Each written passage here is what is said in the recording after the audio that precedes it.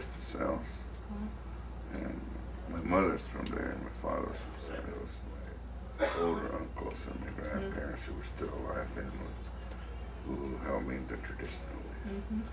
So I had to live in two, both worlds. Yeah. But all of those were our lands to begin with, and I just wanted to make sure that we had a say in a lot of these things that was formerly ours. That's how I talked the council into saying, "Oh yeah, we'll support the biosphere." So do you know the history of how this is built as part of the City Beautiful movement? This is the only example that was built all the way out in Arizona and still exists. So it was a planned town with the train depot and the plaza and the center green as the center of the town, and the access straight up to the school, the Curly School, through the two beautiful churches. As a mining town, it was built as three segregated towns. So there was Indian Village and Mexican Town and the Ajo Anglo town site. But the plaza and the school were the one place that the three cultures interacted freely. Although Lorraine will tell you school was segregated through third grade when she was born. But pretty much everybody in town, all the old timers, have good memories of the plaza. You want to come over here and look. You can see how it is the center. And again, with this planned town axis, we have the train depot behind us, and we're looking up at the incredible Curly School through the Catholic Church and the Federated Church, and then this, Spanish-style plaza. As we think ahead, the train depot, we've won a $500,000 transportation enhancement grant through the state with the county sponsorship. And so this is about to be restored. If you look closely, this whole north end of the building, you can see the arches were closed in, and what was an outdoor waiting room became interior space, and we're going to reopen it. So this will all be outdoor space again with exhibits. And so this will become the visitor center for the town and a small business development center that we will operate for the town. But before that, there used to be a hill here, just like the hills that you see over there. There used to be a hill right there. And before the mine, it was a group of Indians of my relatives that used to live around the hill there. I think the initial houses that were built were houses without houses, and then because of several accidents of children falling in, they went ahead and changed that, and then finally started putting in bathrooms into the houses. But all that's left of the old Indian village now, they took it apart in the 80s, is what used to be St. Catherine's. That was the Catholic Church. And once the mine closed and people started moving out, the mine owners of Phelps Dodge, in essence, worked with the museum organization, and so they did a historical group, so they took it over. So they used to live in Quito, and then from there they moved to Chicosuni, which of course now is under Cabeza Prieta Wildlife Refuge, and there are sites in both areas where they used to live. In fact, there's an old well at Chicosuni. There's an area where they did flood farming, and they lived there for a while, and then they lived in other places, but nothing permanent. And then, of course, they settled at Darby Wells, and once we settled at Darby Wells, all the relatives started living around there. So it was a big community, and that's where I grew up off and on.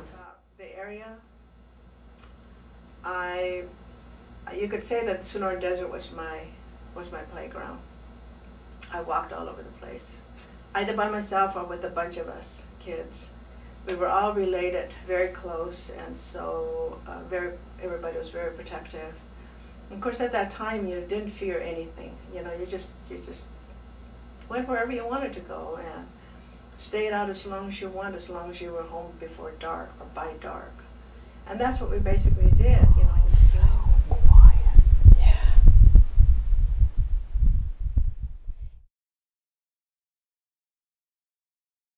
Been inhabited since time immemorial, and time immemorial for archaeologists now extends back probably as early as 25,000 years ago. We've really moved back the dates in which we believe people entered North America and South America. Archaeological resources. Since 1996, we've surveyed over 185,000 acres and recorded 1,250 archaeological sites, which include early Paleo-Indian campsites, hunting and gathering sites as the climate began to change and the vegetation changed, and 2 very large villages, one of them with a walk-in well, and the other one is situated around a dry lake bed, which is called a playa, in some sand dunes. And both of these villages were involved in the prehistoric shell trading network. They did trade salt, and they also traded obsidian, which is from the Goldwater Range. It's from here in the Sauceda Mountains. And the obsidian would be used for arrowheads? It would be made for making very fine tools, including arrowheads and blades, primarily. 1800 AD, that's the predominant obsidian that is used in southern Arizona. So people were coming here to the Goldwater Range between that time to get salt, seashells, and the obsidian. It was very different. It was cold, it was wet, there was pinon, juniper, yucca, and grasses belly high to a mammoth. And then that started to change as the climate got warmer and drier, and we see the Sonoran Desert slowly starting to form over a period of about 8,000 years. We don't get organ pipe cactus moving into this area until about 3000 BC. So in the 70s and early 80s, I had driven through this area, and I didn't stop. I looked a lot and said, wow, this is really beautiful desert, but I didn't stop. I was one of those people passing through. And when I drove over to Organ Pipe the first time to talk to the superintendent about this survey, I got into the monument, and I just had this overwhelming feeling that I had come home. And I've never left. I need to make a point of statement so you understand where I'm coming from. I was born in Argentina, in the province of San Luis, which is very similar to many parts of the Sonoran Desert. It's mountain ranges, at least that part of San Luis. I flew to Hermosillo, and then I flew to El Pinacate. And when I saw the place, it was like my childhood again. It was a place that was familiar, an environment I was familiar with. It was drier than San Luis. San Luis is like San Luis is more like Tucson. But it was a desert environment with mesquites and ironwood and cacti and creosote bushes. It was a type of environment I was familiar with and I loved. And so I started working. In my case, I have to say, it wasn't like I wasn't like an immediate convert to the desert environment. What happened is I had grown up in an environment like that. So I had a sense of place for those plants and for that environment.